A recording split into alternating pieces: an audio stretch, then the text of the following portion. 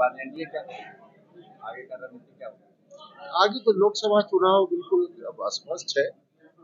जिस तरह से मीडिया से लेकर बाकी अलग अलग सेक्टर के लोग कयास लगा रहे थे कि कांग्रेस पार्टी कहाँ आने वाली है, कहाँ आने वाली है, लेकिन सबको निराशा हाथ लगी।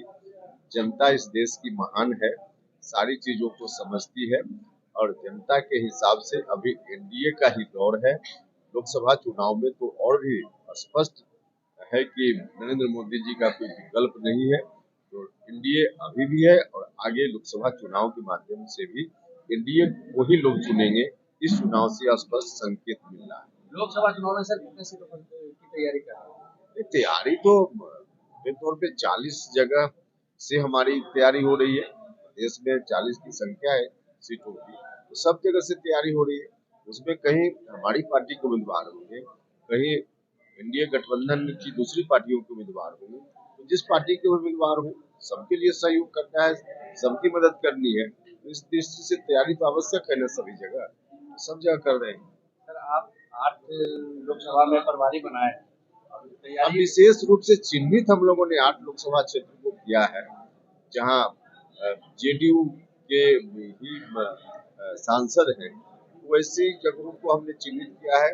और इसका विशेष कारण है कि उन क्षेत्रों में जो हमारी पार्टी की इकाई है, उन जिलों में लोग चाहते हैं वहां चुनाव लड़ना, अपनी पार्टी की ओर से उम्मीदवार देना। तो तैयारी हमारी वहां और थोड़ा जोरदार हो, इस बात का प्रयास है। इसलिए 8 लोकसभा क्षेत्र को हमने चिन्हित किया है। लेकिन गठबंधन में जब बातचीत होगी तो कौन कौन सीट तय होती है, उसके आधार पे फिर फाइनल तो ही होगा।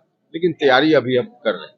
नीतीश जी 8 महीने अगले महीने से 3 प्रदेशों के दौरे पर चल रहे हैं। अरे कोई दौरा उड़ा पर नहीं जाने वाले हैं, आप लोग देखिएगा। इनके नाम पर वहाँ रैली की तैयारी होगी और अंतिम क्षण में कहेंगे कि तबीयत ठीक नहीं इसलिए नहीं जाएंगे। ये कहीं नहीं जाने वाले। ऐसे ही लोगों को एक दिग्भ्रमित करने के लिए कहिए या जो कहिए, बस इस मकसद से इनका यह है, बाकी कहीं जाने वाले नहीं। इंडिया गठबंधन का सर क्या भविष्य होगा? इंडिया गठबंधन का जो भविष्य अभी देख ही रहे हैं ना, किस तरह से आपस में सिर फुटबॉल की स्थिति है।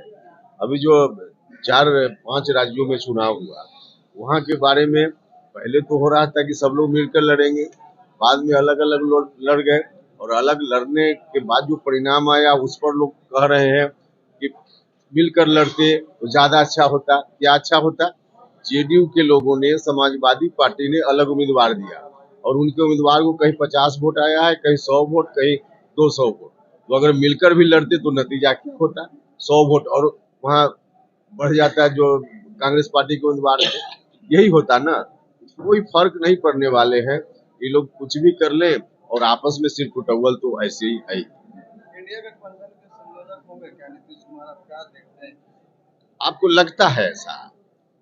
देखिए, जो संभावना थी शुरुआती दौर में वह भी धीरे धीरे समाप्त हो गई, कहीं से कोई मामला ही नहीं। और यह गठबंधन का यह आंतरिक मामला है, किसको संयोजक बनाए न बनाए उससे हम लोग का कहाँ कोई मतलब है। लेकिन कुछ भी करे, हमने कहा ना कि उसका कोई अर्थ नहीं निकलने वाला है। जिनको बनाना हो लोग बनाए, उससे हम लोगों को क्या फर्क पड़ता है। ये 4 राज्यों के नतीजे आने के बाद जदयू कांग्रेस पे दबाव बना रही है लगातार, इस पे क्या होगा? दबाव क्या, जदयू तो अब इतनी हल्की पार्टी हो गई है कि कोई दबाव बनाने की स्थिति में है ही नहीं। अब जनता दल यूनाइटेड का कोई मतलब है क्या? मतलब यदि विपक्ष में बिहार में किसी पार्टी का है तो आरजेडी का थोड़ा मतलब। जनता दल यूनाइटेड तो बिल्कुल समझिए कि समाप्त पार्टी है, मृतप्राय पार्टी है। इसलिए अब इनकी ओर से बयानबाजी करने से कोई दबाव बनता है क्या? जो वास्तव में स्थिति है उस स्थिति के आधार पर दबाव बनता है या नहीं बनता है, तो यही तो है इनका। कुछ भी अब है ही नहीं जेडीयू।